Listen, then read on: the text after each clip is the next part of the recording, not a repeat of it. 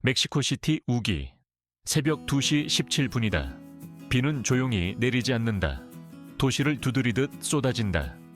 1시간도 채 지나지 않아 넓은 도로들이 신호등 아래에서 검은 강처럼 빛나기 시작한다.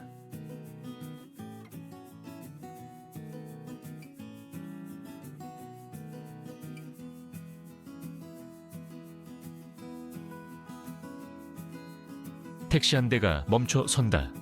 물이 인도로 차오른다. 인구 2천만 명이 넘는 이 거대한 도시에서는 불과 몇 센티미터의 물만으로도 병원 지하철도로 물류망이 동시에 멈춰버린다.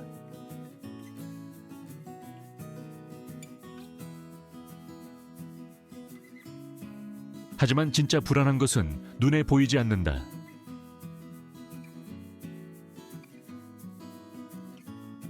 이 혼란의 아래 수십 미터 깊은 지하에서는 터널과 펌프로 이루어진 거대한 네트워크가 도시가 잠기기 전에 물을 삼키려 애쓰고 있다.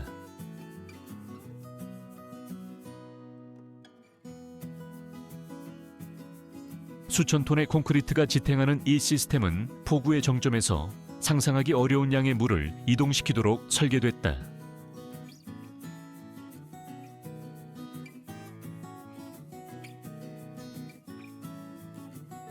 빗물과 하수가 섞인 물이 중력에 거슬러 분 단위로 쉼없이 밀려 올라간다. 그리고 도시가 해마다 조금씩 가라앉는 동안 하나의 질문이 공중에 떠 있다. 오래전 호수 위에 세워진 이 수도는 땅속 깊이 흐르는 배수 시스템에 의존한 채 과연 얼마나 더 버틸 수 있을까?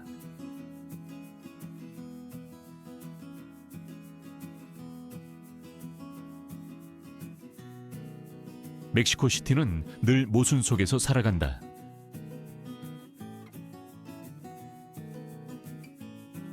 이곳은 지구에서 가장 거대한 도시 중 하나이면서 동시에 자기 무게에 짓눌려 서서히 가라앉는 도시다. 해마다 어떤 지역은 몇 센티미터씩 내려앉는다. 도로의 높이가 낮아지고 건물은 기울며 배관에는 긴장이 쌓인다. 그런데도 도시가 선택한 방식은 직관과 정반대다. 물에서 멀어지는 대신 더 아래로 끌어당긴다. 침수 위험 위로 올라서는 대신 땅속을 파 내려간다. 물이 자연스럽게 흐르도록 두는 대신 어둠 속으로 사라지게 만든다. 이 전략의 핵심이 바로 심층 배수 시스템이다. 수십 미터 깊이에서 굴착된 거대한 터널들 포구와 생활 하수를 동시에 받아들이도록 만들어진 구조다. 폭풍이 몰아칠 때 도시는 사람보다 먼저 물을 대피시킨다. 초당 수톤씩 중력과 지질 조건에 맞서 작동하는 펌프에 의해 밀려 나간다. 역설은 분명하다. 도시가 더 가라앉을수록 배수는 더 깊어져야 한다. 기후가 극단적으로 변할수록 보이지 않는 이 시스템에 가해지는 압박은 커진다. 지상에서는 교통이 흐르고 시장이 열리고 불이 켜진다. 그 아래에서는 보이지 않는 인프라가 점점 더 큰 부담을 안은 채 조용히 이 일상을 떠받치고 있다. 이것이 영원한 해법은 아니다. 하지만 이 도시에서 멈춘다는 선택지는 존재하지 않는다. 심층 배수는 기술적 야망에서 출발한 것이 아니다. 미래를 내다본 프로젝트도 아니었다. 그것은 해마다 커지는 압박에 밀려나온 어쩔 수 없는 대응이었다. 도시는 인구만 늘린 것이 아니라 무게와 물 사용량 불투수 면적까지 함께 키워왔다. 땅은 점점 물을 흡수하지 못했고 지표 유출은 더 빠르고 더 거칠어졌다. 비의 양도 달라졌다. 우기는 점점 불규칙해졌고 짧지만 강렬한 폭우가 집중됐다. 몇 시간 만에 몇 주치 강수량이 쏟아지는 일도 드물지 않았다. 아스팔트와 콘크리트로 덮인 대도시에서 이는 곧 물이 갈 곳을 잃는다는 뜻이었다. 물을 그냥 고이게 두는 선택은 결코 추상적인 문제가 아니었다. 침수 한 번으로 대중교통이 멈추고 병원이 문을 닫고 공장이 서며 하수가 섞인 물이 동네를 오염시켰다. 피해는 금액으로만 수십억에 달했지만 그보다 더 큰 것은 질병과 대피, 그리고 몇 시간 만에 완전히 바뀌어버린 일상이었다. 그 와중에도 도시는 지하수를 계속 퍼올려 시민들에게 공급했다. 이로 인해 집안 치마는 더 빨라졌다. 땅이 내려앉으며 배관과 경사가 뒤틀렸고 과거 규모에 맞춰 설계된 배수 시스템은 가장 필요할 때 기능을 잃어갔다. 이 상황에서 선택지는 거의 남지 않았다. 도시를 처음부터 다시 설계하는 것은 불가능했다. 수백만 명을 옮기는 일도 상상할 수 없었다. 도시 성장을 멈추는 것 역시 현실이 아니었다. 남은 논리는 단순하고도 가혹했다. 중력으로 물을 내보낼 수 없다면 억지로 밀어내야 한다. 지표가 더 이상 작동하지 않는다면 지하가 대신해야 한다. 그리고 극단적인 비와 불안정한 집안 속에서 살아가야 한다면 도시는 24시간 내내 압박 속에서도 조용히 돌아가는 인프라를 필요로 했다. 최선의 선택은 아니었다. 하지만 앞으로 나아갈 수 있게 해주는 유일한 선택이었다. 깊은 터널과 거대한 펌프장이 생기기 훨씬 전부터 멕시코시티와 물의 관계는 상그라르 그 자체였다. 수세기 동안 이 계곡은 폐쇄된 분지로 기능했다. 물은 고이고 천천히 증발하거나 땅속으로 스며들었다. 이 취약한 균형은 도시가 자연에 적응하는 대신 풍경을 지배하기로 결정하면서 깨지기 시작했다. 초기의 해법은 모두 지표에 있었다. 열린 수로, 얕은 배수로, 훨씬 작은 도시를 위한 공사들. 한동안은 효과가 있었다. 그러나 도시가 확장될수록 토양의 흡수 능력은 줄어들었고 새로 깔린 포장은 물의 흐름을 가속했다. 건물 하나하나가 연약한 집안 위에 무게를 더했다. 20세기 중반에 이르러 홍수는 더 이상 예외적인 사건이 아니었다. 반복되는 일상이 됐다. 동네 전체가 며칠씩 물에 잠겼고 최소한의 경사와 중력에 의존하던 기존 배수 방식은 더 강해진 폭우와 멈추지 않는 도시 성장 앞에서 무력해졌다. 시스템을 키우려는 시도도 있었다. 더 큰 집수관을 만들고 일부 구간을 더 깊게 파고 펌프장을 추가했다. 하지만 문제는 늘 되돌아왔다. 도시가 가라앉는 속도가 해결책이 적응하는 속도보다 빨랐다. 오늘은 괜찮던 높이가 내일이면 물 흐름보다 낮아졌다. 기술 역시 한계를 드러냈다. 깊은 굴착은 느리고 위험했으며 비용도 컸다. 자재는 포화된 토양의 압력을 견디지 못하는 경우가 많았다. 펌프는 고장났고 유지보수는 끊임없이 필요했다. 그럼에도 극단적인 폭우 앞에서는 항상 부족했다. 이 실패들은 단순한 계산 착오가 아니었다. 접근 방식 자체가 한계에 도달했다는 신호였다. 문제의 규모가 당시 가능한 해법의 규모를 넘어선 것이다. 변화는 한순간에 오지 않았다. 여러 기술적 경계가 동시에 움직이기 시작하면서 서서히 나타났다. 굴착 기술 자재, 에너지 제어 시스템. 각각의 제약이 하나의 통합된 시스템으로 연결되며 극한 조건에서도 작동할 수 있는 구조가 만들어졌다. 터널 굴착기는 이전에는 불가능했던 깊이까지 내려가 포화된 지반을 밀리미터 단위의 정밀도로 통과할 수 있게 했다. 콘크리트는 단순한 덩어리가 아니라 상시 습기와 불균형한 하중 수십 년의 화학적 마모를 견디도록 설계된 구조체가 됐다. 펌프는 더 강력하고 신뢰성 있게 진화해 한 세대 전이라면 시스템 전체를 무너뜨렸을 양의 물을 이동시킬 수 있게 됐다. 하지만 진짜 전환점은 조정이었다. 센서와 실시간 모니터링 제어 시스템이 폭우의 정점을 예측하고 흐름을 재분배하게 했다. 배수는 고립된 부품의 집합이 아니라 하나의 네트워크로 움직이기 시작했다.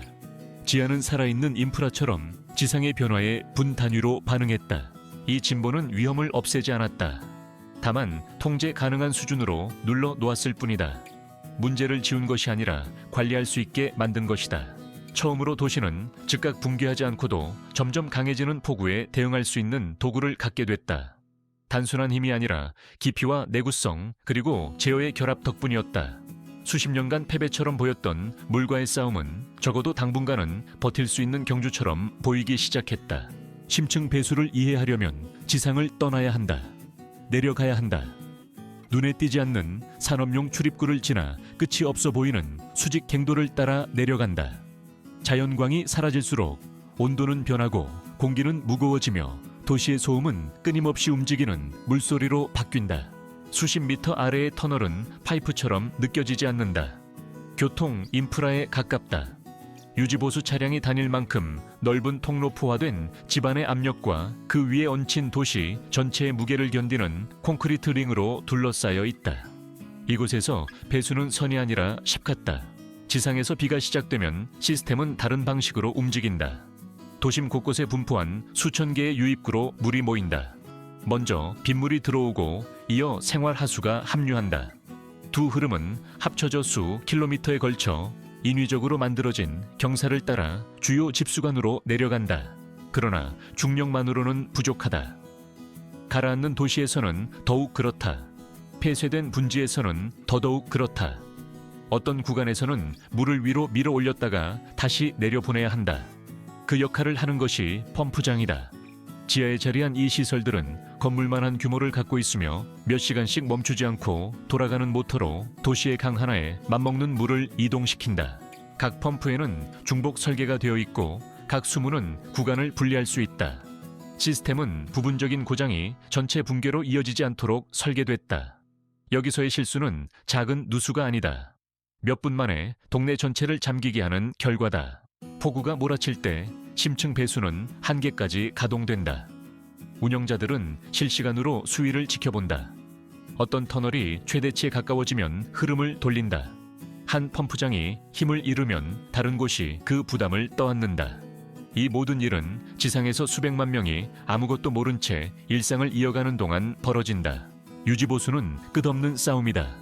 흐르는 물은 깨끗하지 않다. 쓰레기와 침전물 산업 폐기물을 함께 끌고 온다. 콘크리트는 마모되고 강철은 부식된다. 작업자들은 습하고 어둡고 유독한 환경 속으로 들어가 청소하고 수리하고 보강한다. 보이지 않지만 이 작업이 멈추면 시스템은 몇 달 안에 기능을 잃는다. 이 배수 시스템은 단번에 완성된 적이 없다. 여러 차례의 확장 기존 인프라와 연결된 새로운 터널들, 큰 홍수 이후 압박 속에서 내려진 결정들의 결과다. 반응하며 자라고 적응하며 더 깊어졌다. 그럼에도 언제나 충분하지는 않다. 도시가 확장될수록 불투수 면적은 늘고 해마다 치마가 정밀하게 계산된 경사를 바꿔놓는다. 매번 우기는 안전 여유를 시험한다. 멕시코시티를 지탱하는 것은 하나의 거대한 기념비적 구조물이 아니다. 끊임없이 돌아가는 지하의 기계다. 개통식을 하지도 상징적인 풍경을 제공하지도 않는다. 그저 도시가 멈추기 전에 물을 밖으로 내보내는 역할을 할 뿐이다. 지상에서 대부분의 시민은 이 심층 배수를 거의 떠올리지 않는다. 도시는 매일 같은 아침을 맞는다. 분비는 교통문을 여는 시장 아이들로 채워지는 학교 불이 켜지는 사무실. 이 모든 것을 움직이게 하는 인프라는 보이지 않기에 대화에서도 사라진다. 하지만 무언가가 잘못될 때 그 존재는 즉시 드러난다. 취약한 지역에서는 폭우 한 번으로 거리 하나가 경계선이 된다. 물이 집 안으로 들어오고 임시 우물을 오염시키며 작은 가게들은 며칠씩 문을 닫는다. 그들에게 배수는 기술 용어가 아니다. 평범한 밤과 급작스러운 대피를 가르는 기준이다. 이 시스템 안에서 살아가는 사람들도 있다. 대부분은 보이지 않는다. 우기 동안 야간 근무를 서며 수위와 경보로 가득 찬 화면을 바라보는 운영자들 수문을 점검하고 침전물을 치우기 위해 터널로 내려가는 기술자들. 몇 분의 지연이 여러 지역을 잠기게 할 수 있다는 걸 알면서 결정을 내리는 엔지니어들이다. 그들에게 비는 단순한 날씨가 아니다. 하나의 운영 부담이다. 심층 배수는 완전한 승리가 아니다. 도시와 함께 커지는 위험을 아는 해결책이다. 이 시스템이 내보내는 물은 빗물만이 아니다. 하수가 섞인 물이 도시 밖으로 모여 문제를 없애기보다 다른 곳으로 옮긴다. 구조적 위험도 존재한다. 지하 인프라에 대한 의존이 커질수록 시스템 전체는 더 취약해진다. 장시간에 정전 치명적인 기계 고장 큰 지진 하나만으로도 핵심 펌프장이 위협받을 수 있다. 그런 상황에서 대응 시간은 며칠이 아니라 몇 분이다. 집안 치마는 또 다른 불확실성을 더한다. 땅은 지역마다 다르게 계속 내려앉는다. 정밀하게 설계된 경사는 시간이 지나며 효율을 잃는다. 극단적인 비가 없는 해에도 시스템을 유지하려면 지속적인 투자가 필요하다. 결국 남는 질문은 전략적인 것이다. 더 깊이 파는 방식은 어디까지 지속 가능할까? 새 터널 하나하나가 더 비싸고 더 복잡하며 더 많은 에너지를 요구한다. 인프라는 강해지지만 동시에 더 섬세해진다. 멕시코시티는 보이지 않는 인프라 덕분에 아직 서 있다. 축하할 결말도 약속된 해피엔딩도 없다. 이 시스템이 해주는 일은 시간을 사는 것뿐이다. 더 강해지는 폭우에 맞서 시간을 벌고 계속 커지는 도시에 맞서 시간을 벌고 밀리미터 단위로 가라앉는 땅에 맞서 시간을 번다. 오늘 심층 배수가 작동하느냐는 질문은 의미가 없다. 작동한다. 진짜 질문은 내일이다. 현재의 계산을 넘어서는 폭우가 오면 어떻게 될까? 더 깊이 파는 것이 기술적으로나 경제적으로 불가능해지는 순간은 언제일까? 물을 옮기기 위해 필요한 에너지가 물 자체보다 더 불확실해지는 날이 오면 어떻게 될까? 멕시코시티는 임시방편이 삶의 방식이 된 도시다. 공학과 지리 긴급함과 한계 사이에서 위태로운 균형을 유지하고 있다. 그리고 다음 폭풍이 수평선 너머에서 형성되는 동안 질문은 여전히 남아있다. 이 도시는 자신이 세워진 그 땅과 싸우며 과연 얼마나 더 살아남을 수 있을까?